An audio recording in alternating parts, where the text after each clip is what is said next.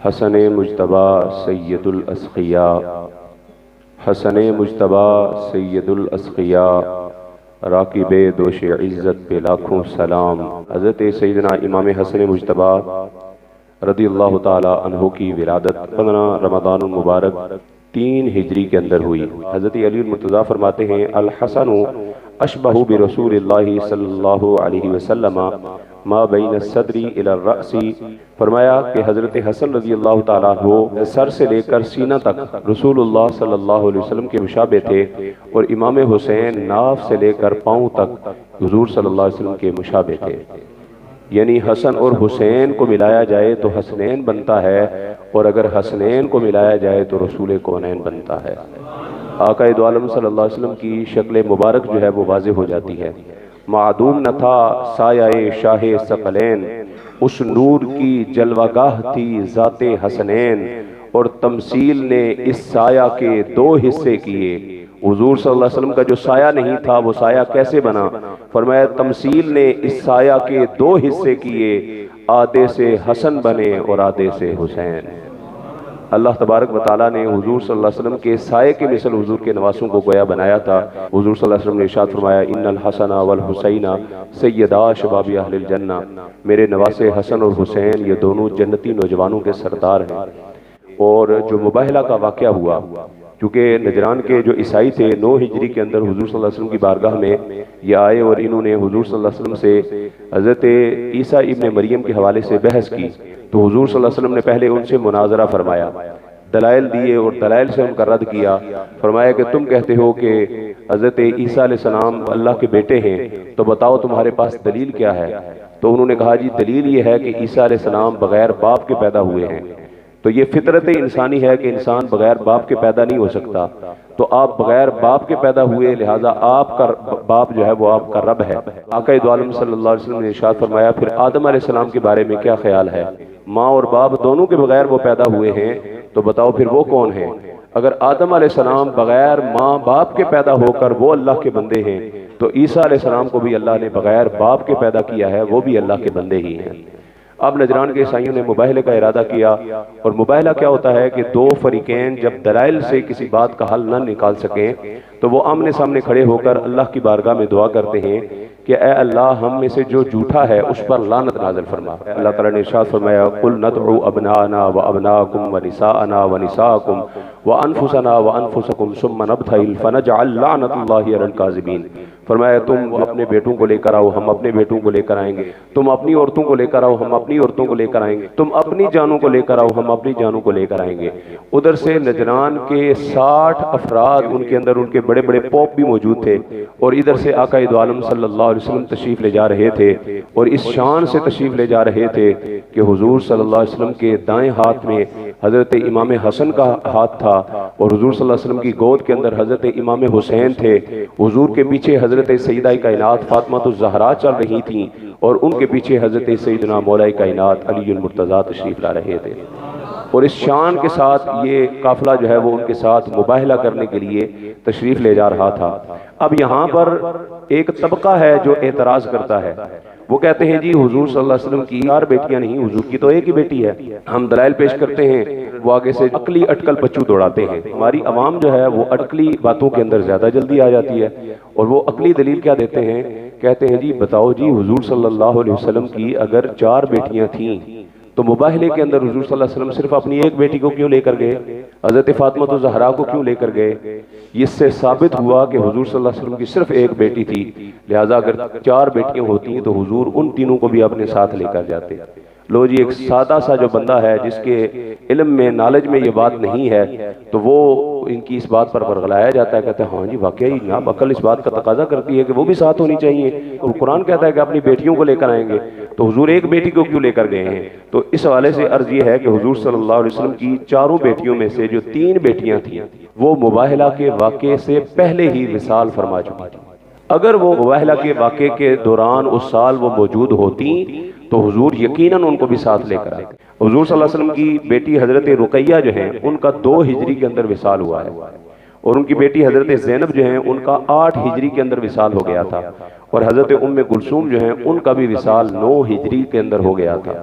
اور واقعہ مباہلہ جو ہے یہ 9 ہجری ہی کا واقعہ ہے، لیکن حضور کی تینوں بیٹیاں پہلے وصال فرما گئی تھیں اور واقعہ مباہلہ جو ہے یہ اس کے بعد ہوا ہے۔ اس لیے حضور صلی اللہ علیہ وسلم کی جو پہلی تینوں بیٹیاں ہیں وہ تینوں اس مباہلے کے معاملے کے اندر شامل نہیں ہو سکیں۔ حضور صلی اللہ علیہ وسلم کی ایک طویل حدیث تھی جو بخاری شریف کے اندر موجود ہے۔ حضور صلی اللہ علیہ وسلم نے ایک دن مسجد نبوی کے ممبر پر بیٹھے ہوئے حضور صلی اللہ علیہ وسلم نے امام حسن کو گود کے اندر بٹھائے ہوئے ارشاد فرمایا تھا، یہ میرا بیٹا سید ہے، سید بمانے سردار ہے، فرمایا یہ میرا بیٹا سردار ہے، سید ہے، اور فرمایا جب مسلمانوں کے 2 لشکروں کے درمیان صلح کا باعث بنے گا، حضرت امام حسن صلح کا باعث بنیں گے۔ ان کے ایک مشہور پیشوا ہیں ملا باقر مجلسی، انہوں نے بحر الانوار کے اندر ذکر فرمایا ہے، فرمایا کہ حضرت امام حسن مجتبی اور حضرت امیر معاویہ رضی اللہ تعالیٰ عنہ کے درمیان جو صلح ہوئی، جس کو یہ لوگ تسلیم نہیں کرتے، مانتے نہیں ہیں، کہ جب امیر معاویہ رضی اللہ تعالیٰ عنہ کے ساتھ انہوں نے صلح کرنی تھی، حضرت امام حسن کھڑے ہوئے اور بیعت انہوں نے فرمائی، تو انہوں نے پھر حضرت امام حسین سے بھی فرمایا کہ کھڑے ہو جاؤ اور تم بھی بیعت کرو، تو حضرت امام حسین نے بھی امیر معاویہ کی بیعت کی، اور ان دونوں نے بہت بڑے جنگ و جدل سے امت مسلمہ کو بچا لیا۔ کبھی کالج کے اندر اسٹوڈنٹ یہ بات چھیڑ دیتے ہیں، کبھی ہماری برادری کے اندر جہاں سادات بیٹھتے ہیں وہاں یہ بات چھیڑ دیتے ہیں، جی امیر معاویہ نے تو حضرت علی المرتضیٰ سے جنگ کی تھی، بتاؤ جی حضرت علی المرتضیٰ سے جنگ کرنے والے کو آپ کیوں مانتے ہیں، آپ جو ہے وہ ان کو صحابی کیوں مانتے ہیں؟ ہم نے کہا حضرت علی المرتضیٰ سے جنگ دیکھ رہے ہو، انہی کے بیٹے حضرت امام حسن کی صلح نہیں نظر آتی؟ بیٹے صلح کر رہے ہیں اور تم جنگ کر رہے ہو۔ اچھا، اس جنگ کا پس منظر بھی کسی کو معلوم نہیں ہوتا۔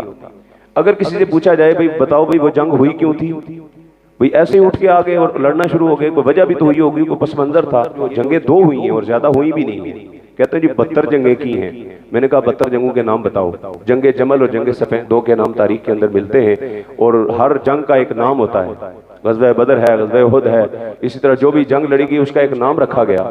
تو جنگ جمل ہوئی، جنگ صفین ہوئی، بتاؤ اس کے علاوہ 72 جنگوں کے نام کون کون سے ہیں وہ بتاؤ ہمیں۔ اصل ان کی وجہ کیا تھی؟ حضرت عثمان غنی کو شہید کیا گیا، تو حضرت عثمان غنی بنو امیہ سے تھے، امیر معاویہ بھی بنو امیہ سے تھے۔ اب عثمان غنی کو شہید کرنے والے بلوائی تھے جنہوں نے 40 دن تک گھر کا محاصرہ کیے رکھا۔ بڑی لمبی تفصیل ہے، مختصر میں آپ کو عرض کروں گا۔ تو اب وہ بلوائی جو تھے انہوں نے عثمان غنی کو شہید کیا اور گم ہو گئے۔ اب فتنہ فساد پھیل گیا۔ امیر معاویہ چونکہ ان کے خاندان کے تھے، تو خاندان کے بندے کا یہ مطالبہ کرنا کیا غلط ہے؟ بھئی ہمارا بندہ فوت ہوا ہے، ہمارے بندے کو شہید کیا گیا ہے، تو اس کے قاتل کو پکڑو۔ اگرچہ حضرت امیر معاویہ جو ہیں اپنے اس فیصلے میں خطا پر تھے، اور حق فیصلہ حضرت علی المرتضیٰ کا تھا، اور وہ کیا فیصلہ تھا؟ حضرت علی المرتضیٰ شیر خدا کرم اللہ تعالی وجہہ الکریم یہ چاہتے تھے کہ پہلے حکومتی معاملات بہتر کیے جائیں، سنبھال لیے جائیں، تو پھر جو ہے وہ قاتلین عثمان کو پکڑ لیا جائے گا۔ لیکن امیر معاویہ کہتے تھے کہ پہلے ان کو پکڑو پھر نظام حکومت ٹھیک ہو سکے گا۔ حق پر مولا علی ہی تھے، دونوں لشکر آمنے سامنے ہوئے اور دونوں میں یہ صلح طے پائی کہ پہلے حکومتی معاملات بہتر کیے جائیں گے اور پھر اس کے بعد قاتلین عثمان کو پکڑا جائے گا۔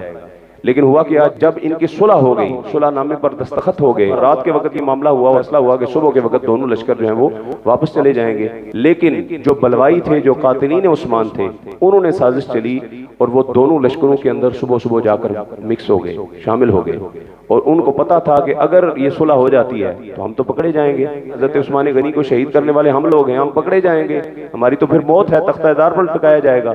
لہٰذا انہوں نے سازش چلی اور آدھے حضرت علی المرتضیٰ کے گروہ میں شامل ہو گئے، آدھے امیر معاویہ کے گروہ میں شامل ہوئے۔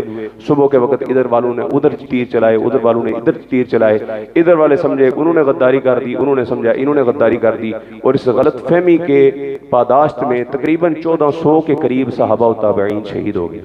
اور یہ جو معاملہ ہوا یہ سارا کا سارا غلط فہمی کے نتیجے میں ہوا، اور یہ معاملہ ہونا تھا، ایک تقدیر تھی۔ حضور نے پہلے ہی جو ہے وہ بشارت دے دی تھی کہ 2 مسلمان گروہوں کے درمیان بہت زیادہ جنگ و جدل ہو چکا ہوگا، اور میرا بیٹا جو ہے وہ حسن یہ ان میں صلح کا باعث بنے گا۔ پھر حضرت علی المرتضیٰ کی جب شہادت ہوئی تو باقاعدہ طور پر حضرت امام حسن مجتبی کو خلیفہ امت مسلمہ نامزد کیا گیا۔ اس طرح امت مسلمہ کے 5ویں خلیفہ راشد حضرت امام حسن مجتبی ہے۔ اسلام میں کتنے خلیفہ ہوئے ہیں؟ 5 ہوئے ہیں۔ اسلام میں 5 خلفائے راشدین ہیں، اور ہر ہماری کتاب کے اندر یہ لکھا گیا ہے کہ حضرت امام حسن مجتبیٰ 5ویں خلیفہ راشد ہیں۔ عمومی طور پر چاروں خلفائے راشدین کا نام الگ، پنجتن پاک کا نام الگ، امام حسن و حسین کا نام الگ کر کے لکھا جاتا ہے، لیکن 5 خلفائے راشدین کو ماننا یہ اہل سنت کا عقیدہ اور نظریہ ہے۔ اور انہوں نے جو صلح کی ہے، اب اہل سنت و جماعت کا یہی نظریہ ہے، کیونکہ یزید جو ہے حضرت امیر معاویہ کا بیٹا ہے، کہ بیٹے کی غلطی کی سزا باپ کو نہیں دی جا سکتی، اور باپ کے ساتھ حضرت علی المرتضیٰ کے بیٹوں نے باقاعدہ طور پر صلح کر لی ہے۔ حضرت امام حسن و حسین دونوں نے جب صلح کر لی ہے تو اہل سنت کا یہ نظریہ ہے، یہ عقیدہ ہے کہ جس امیر معاویہ کے ساتھ امام حسن و حسین نے صلح کی تھی، اس امیر معاویہ سے سنی جنگ نہیں کرتا، اور جس یزید کے ساتھ امام حسین نے جنگ کی تھی، سنی کبھی اس کے ساتھ صلح نہیں کر سکتا۔ ہمارے ابا و اجداد نے جہاں پر صلح کر دی، ہم کون ہوتے ہیں بعد میں یہ کہنے والے، وہ جی اس وجہ سے کر دی تھی، دل میں آپ نے دل چیر کے دیکھا تھا؟ جو باتیں سامنے واضح موجود ہیں، دلائل موجود ہیں، ان کو مد نظر رکھتے ہوئے ان کی روشنی کے اندر فیصلہ کیا جائے گا، اور حضرت امام حسن مجتبیٰ نے جو فیصلہ کیا تھا ہم اس فیصلے کو دل و جان سے تسلیم کرتے ہیں۔ اللہ تبارک و تعالی ہمیں عمل کرنے کی توفیق عطا فرمائے۔